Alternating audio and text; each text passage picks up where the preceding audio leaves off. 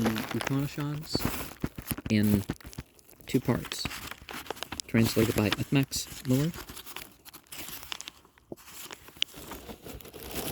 We're in the introduction, page 21. 1. The Katha Upanishad. The Katha Upanishad is probably more widely known than any other Upanishad.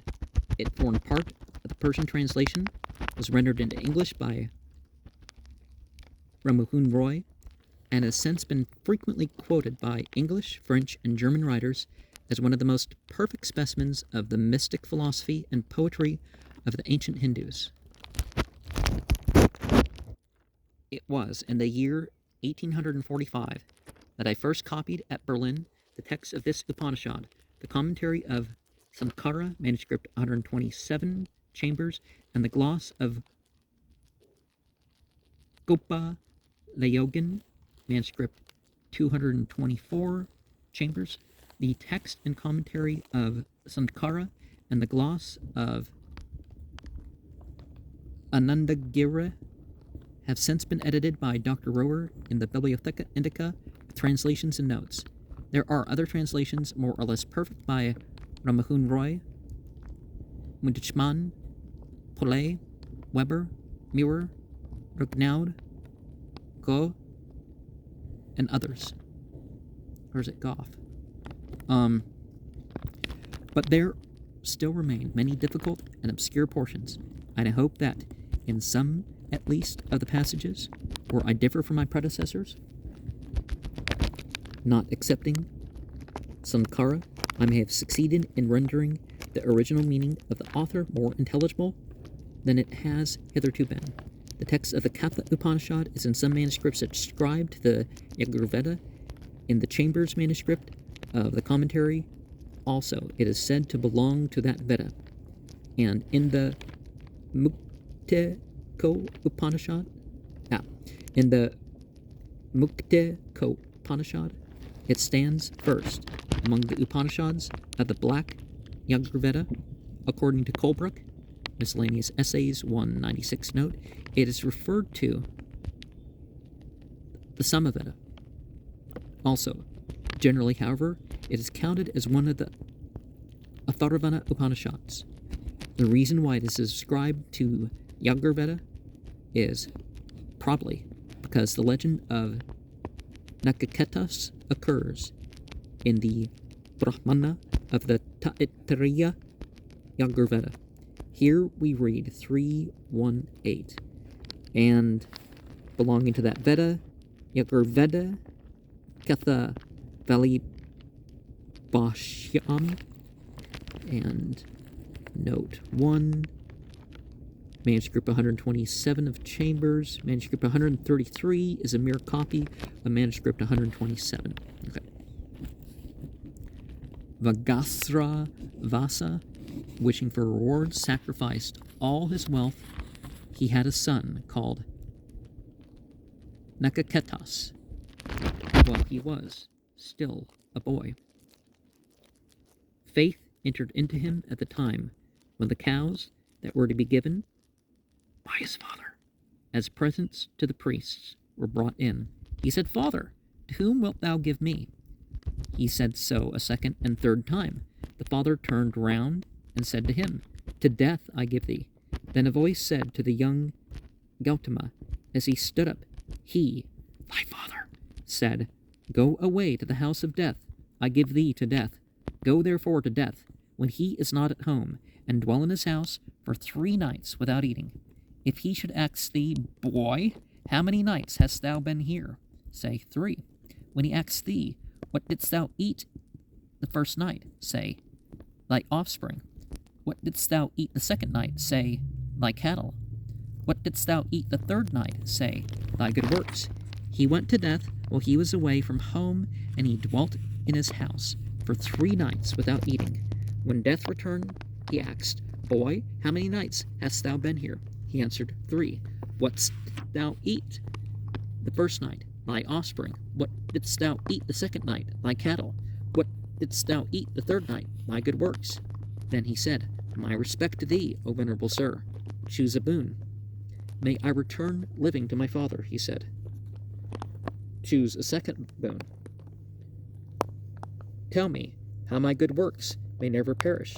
Then he explained to him this Nakaketa fire, sacrifice, and hence his good works do not perish. Choose a third boon.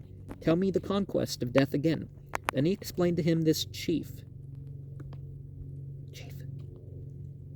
Nakaketa fire, sacrifice, and hence he conquered death again. The commentator explains Punar Mrityu as the death that follows after the present inevitable death. The story, which in the Brahmana is told in order to explain the name of a certain sacrificial ceremony called Nakaketa, was used as a peg on which to hang the doctrines of the Upanishad. In its original form, it may have constituted one Avyaya only, and the very fact of its division into two Avyayas may show that the compilers of the Upanishad were still aware of its gradual origin. We have no means, however, of determining its original form, nor should we even be justified in maintaining that the first Avyaya ever existed by itself, and that the second was added at a much later time. Whatever its component elements may have been before it was an Upanishad. When it was an Upanishad, it consisted of 6 Valis, neither more nor less. The name of Vali, literally creeper, as a division of a Vedic work is important. It occurs again in the Taittiriya Upanishad. Professor Weber thinks that Vali, creeper, in the sense of chapter, is based on a modern metaphor. It was probably intended for a creeper attached to the satkas, or branches of the Veda. More likely, however, it was used in the same sense as parvan, a joint, a shoot, a branch, i.e. a division. Various attempts have been made to distinguish the more modern from the more ancient portions of our Upanishad. No doubt, there are peculiarities of meter, grammar, language, and thought, which indicates the more primitive or the more modern character of certain verses. There are repetitions which offend us, and there are several passages which are clearly taken over from other Upanishads, where they seem to have had their original place. 35 years ago, when I first worked at this Upanishad, I saw no difficulty in reestablishing what I thought the original text of the Upanishad must have been. I now feel that we know so little of the time and circumstances when these half-prose and half-metrical Upanishads were first put together, that I should hesitate before expunging even the most modern-sounding lines from the original context of these Vedantic essays. See Renaud, Le Pessimisme,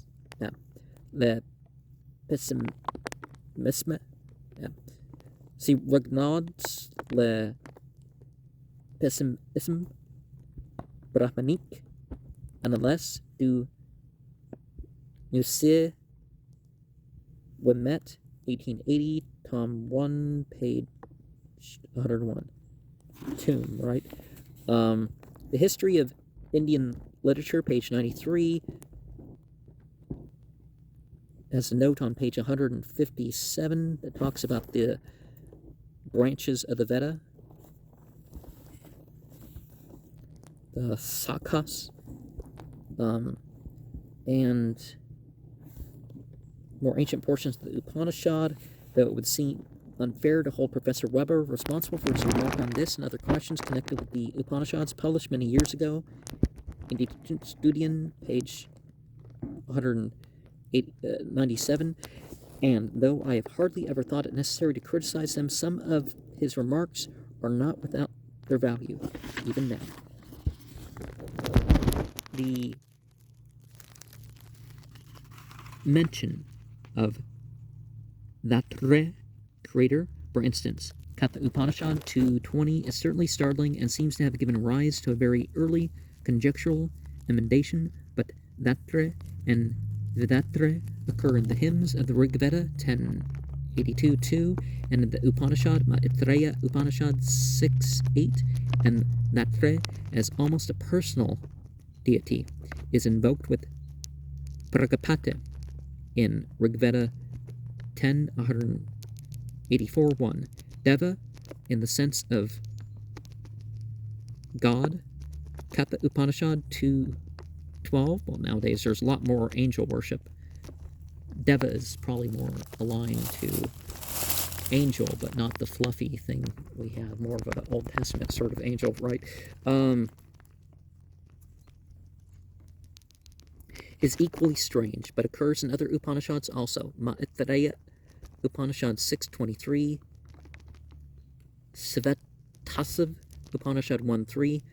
Much might be said about Setu, bridge, Katha Upanishad 3:2, Mandaka Upanishad 2:5, Adartha, mirror, Katha Upanishad 6:5 as being characteristic of a later age, but Setu is not a bridge in our sense of the world, but rather a wall, a bank, a barrier, and occurs frequently in other Upanishads. Maitreya Upanishad 7:7, Kandoka Upanishad 8:4, Bidhad Upanishad 4:22,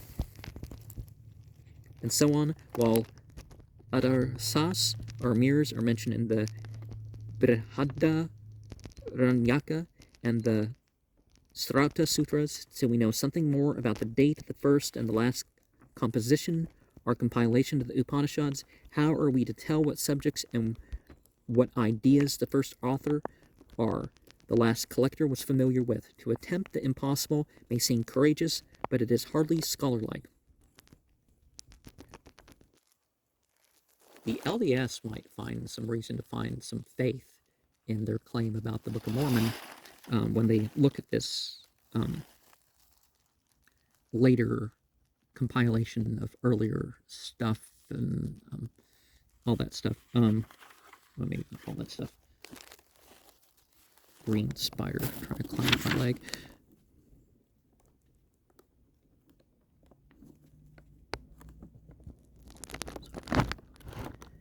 With regard to faulty or irregular readings, we can never know whether they are due to the original composers, the compilers, the repeaters, or lastly the writers of the Upanishads. It is easy to say that Adresya, Mandaka Upanishad 1:16, ought to be Adresya, but who would venture to correct that form?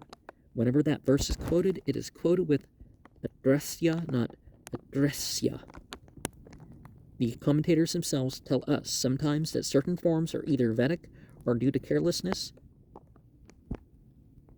Pramadipatha, but that very fact shows that such a form, for instance, as Samyata, Kandoka Upanishad 1:12-3, rests on an old authority. Now, some of these things rest on older authorities in the languages that they're in.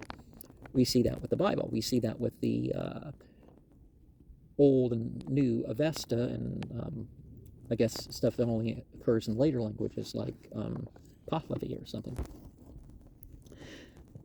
No doubt, if we have the original text of an author and can prove that his text was corrupted by later compilers or copyists or printers, we have a right to remove those later alterations, whether they be improvements or corruptions, but whether, as in our case, we can never hope to gain access to original documents, and where we can only hope by pointing out what is clearly more modern than the rest, or it may be faulty to gain an approximate conception of what the original composer may have had in his mind before handing his composition over to the safekeeping of oral tradition. It is almost a duty to discourage, as much as lies in our power, the work of reconstructing an old text by so-called conjectural emendations or critical omissions. I have little doubt, for instance, that the 3 verses 16-18 in the first valley of the Katha Upanishad are later additions, but I should not therefore venture to remove them. Death has granted 3 boons to Nakaketas and no more.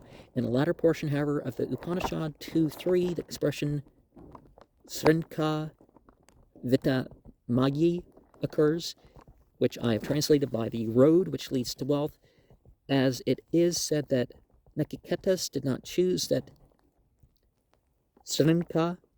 Some reader must have supposed that a Srinka was offered him by death. Srinka, however, meant commonly a string or necklace, and hence arose the idea that Death must have offered a necklace as an additional gift to Nechiketas. Besides, there was another honor done to Nechiketas by Mrityu, namely his allowing the sacrifice which he had taught him to be called by his name.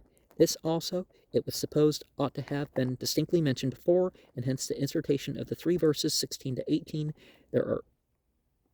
they are clumsily put in. For after Punar Evaha, he said again, verse 16, ought not to have commenced by Tam Abravit. He said to him, they contain nothing new, for the fact that the sacrifice is to be called after Nechiketas was sufficiently indicated by verse 19. This, O Nechiketas, is thy fire which leads to heaven, which thou hast chosen as thy second boon. But so anxious was the interpolator to impress upon his hearers the fact that the sacrifice should in future go by that name, that, in spite of the meter, he inserted Tava Iva, of thee alone, in verse 9.